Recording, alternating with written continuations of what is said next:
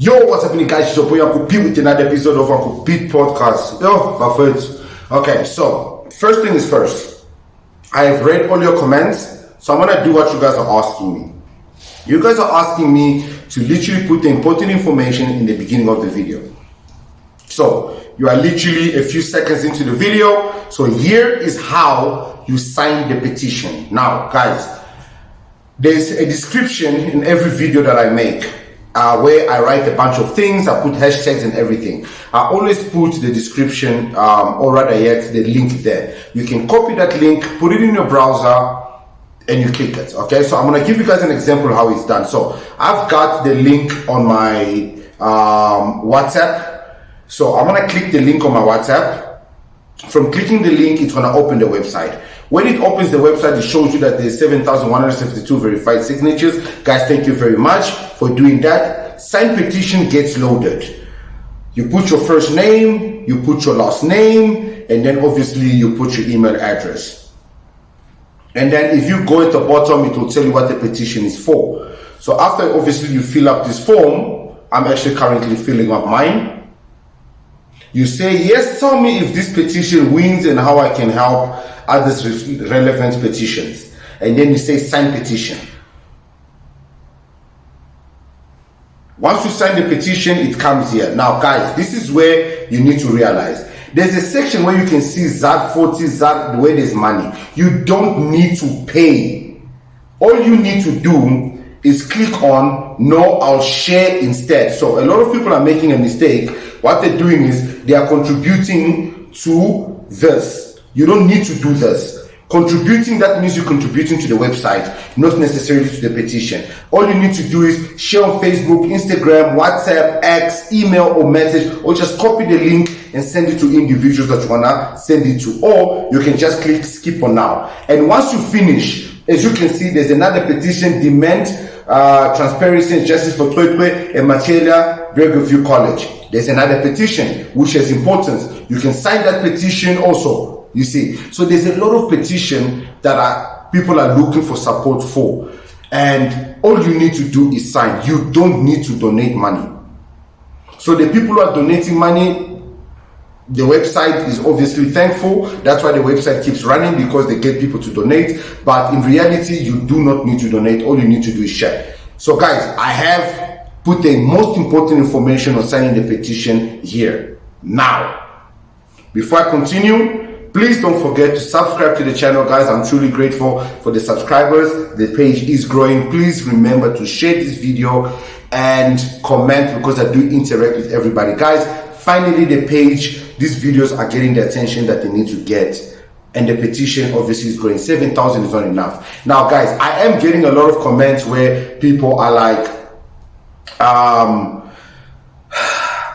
so there's a lot of ignorance happening there. Like, people don't understand that these 66 submissions, they think it's submissions that I'm getting. No. Guys, if you don't watch the videos in full, you don't understand what's happening, don't come in the comments and look stupid. And I also want to reply to this comment about me remembering that I'm a foreigner. Guys, I'm not doing this because I want to be loved by South Africans, or because I don't think that the change of these laws are not going to affect me.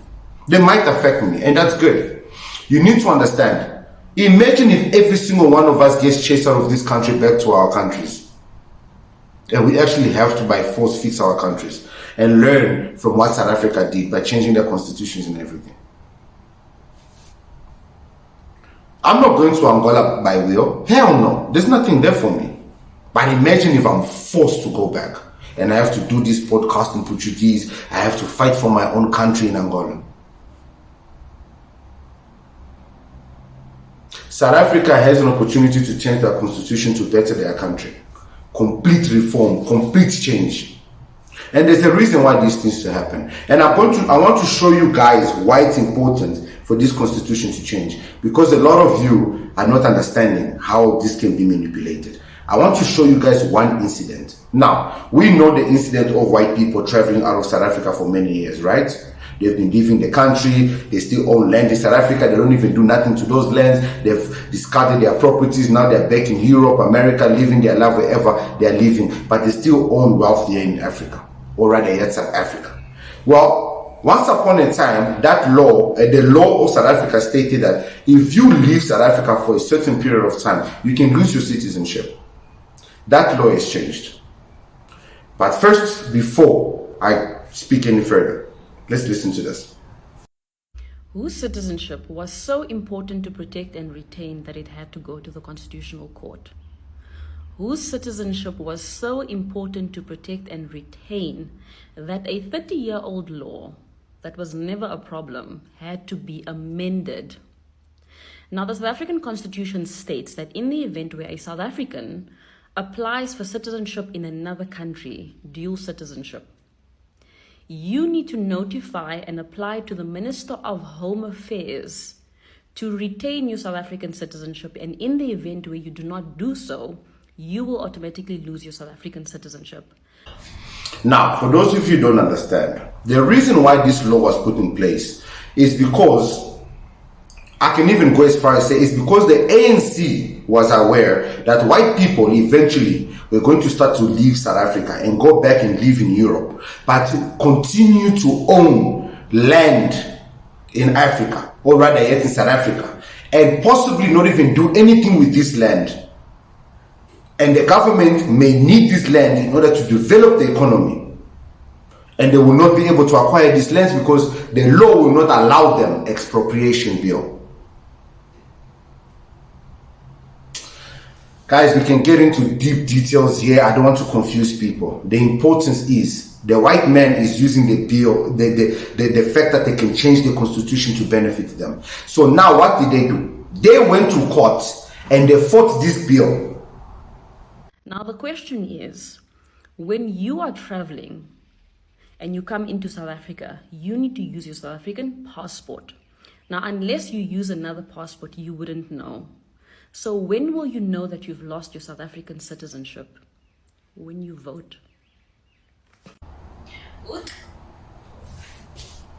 The DA is trying to collect their white voters back who have lost their citizenships. Guys, this is very dangerous. I keep saying that. The constitution can be changed and the DA is changing the constitution to benefit them. Everybody's voice needs to be heard. Somebody's asking me, why is SABC not talking about this? Why the mass media not talking about this? It's because they know us black people, they know where we are. So we are being silenced. Our media is being silenced for the black people not to know that the constitution can be changed. What does it mean to be a South African citizen? Can you lose that identity simply by becoming a citizen of another country? Until recently, the law said yes. But in a controversial move, the Constitutional Court of South Africa has overturned all that. Let's get into it. Sanbonani, ikamalam gu Prince Wagamtombeni. I'm the founder of Africa for Nuclear.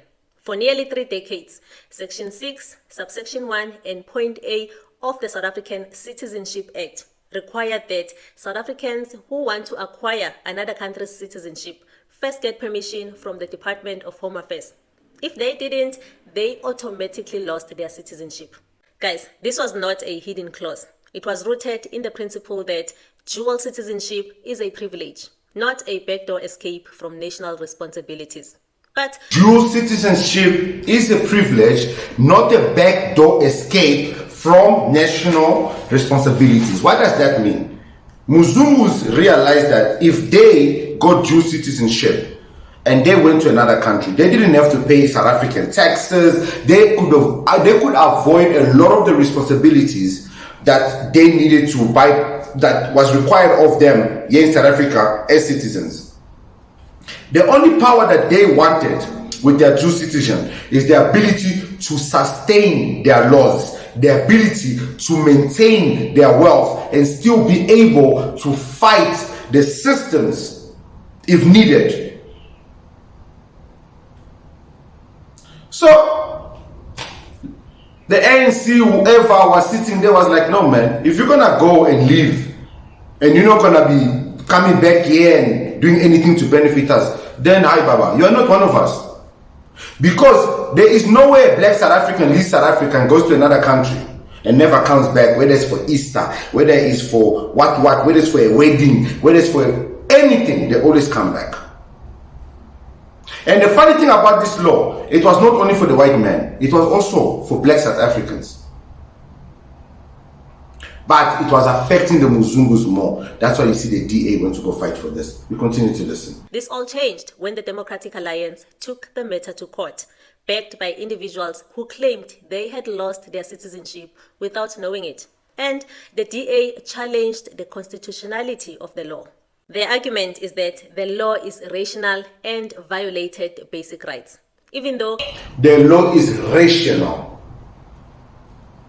But the law doesn't state that white people will lose their citizen. It says you will lose your citizen. South African will lose their citizen. You see, this is why I keep reminding South Africans. Certain people are not South Africans. They are white South Africans. Certain people, they are not South African. They are Indian South African. Certain people are not South Africans.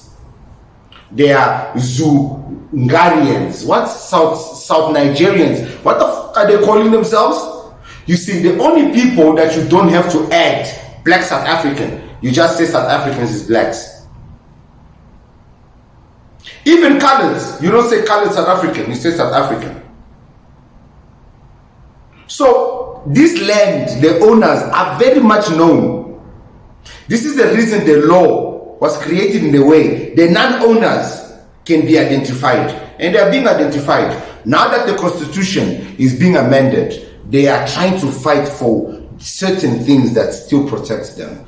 And when now you are sleeping, you don't want to sign a petition, you don't want the constitution amended, you don't understand that there are people in the village who are not getting this information because of the radio. Send this information to your village. Send a pigeon if you need to send a fucking pigeon. Let that pigeon fly to your village. Send a WhatsApp message to your gogo and everything. Let your gogo sign the petition. You got your gogo's name, full name and everything. Put it in that petition. Sign it on their behalf. Put their email addresses. Let everybody's voices be known. We need this thing to get into parliament.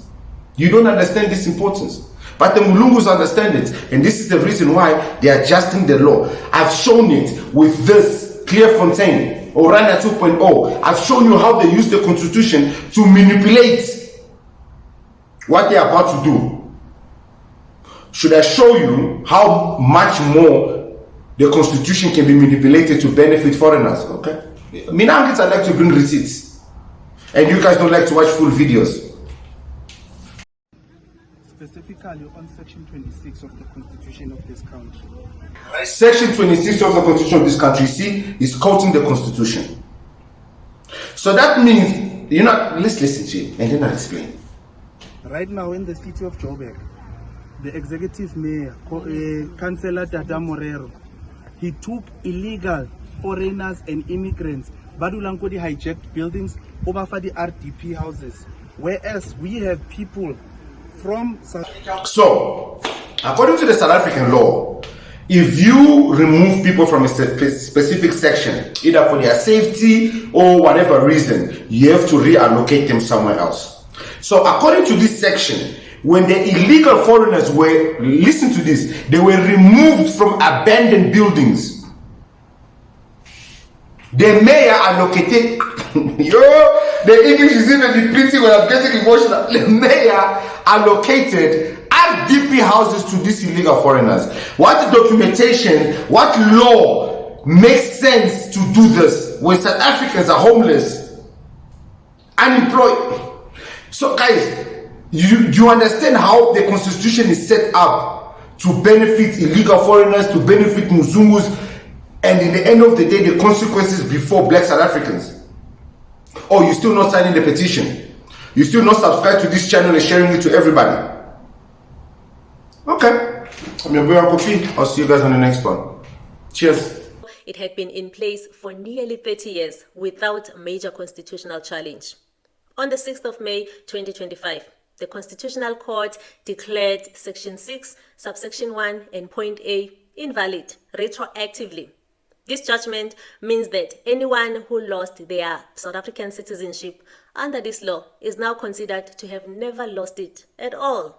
The court said this law was irrational because people could lose their citizenship without notification, and that this limitation on rights like voting and return to the country was unconstitutional. But what about the consequences? This ruling redefines citizenship, not as a legal contract with consequences, but as something that can't be lost, even if you pledge allegiance to another state without asking permission.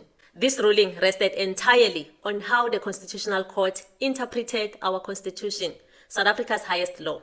But the same Constitution only works if we as citizens engage with it.